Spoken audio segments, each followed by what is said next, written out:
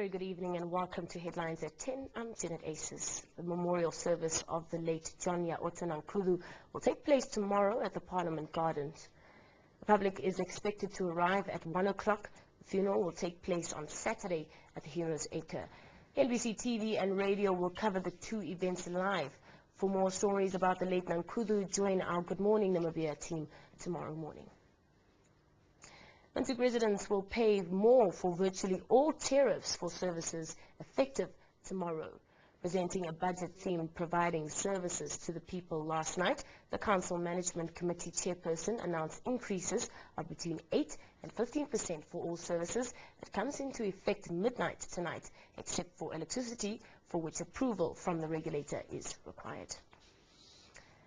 The Ministry of Education has made a clarion call on the private sector to offer their hand, strengthening vocational education as it is the driver of economic growth and national development.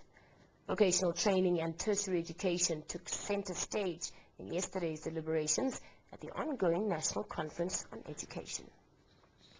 Now, moving on to other matters, the Youth National Service, Sport and Culture Minister has refuted allegations that his ministry has been exploiting volunteers by keeping them for more than 10 years without employing them on a permanent basis.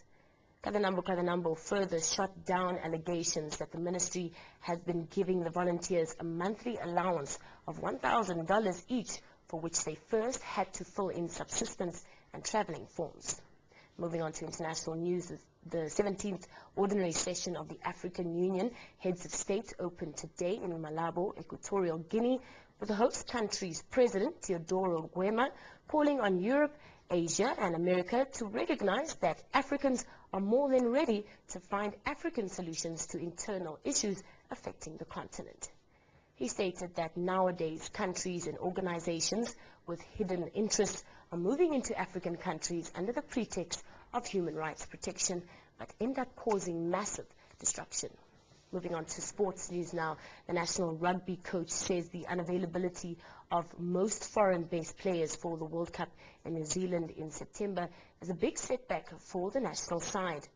Johan Deergaard made the remarks during the announcement of the country's 50th preliminary squad yesterday ahead of their training safari to Cape Town, South Africa. And that's Headlines at 10. I'm Janet Aces. Have a very good evening.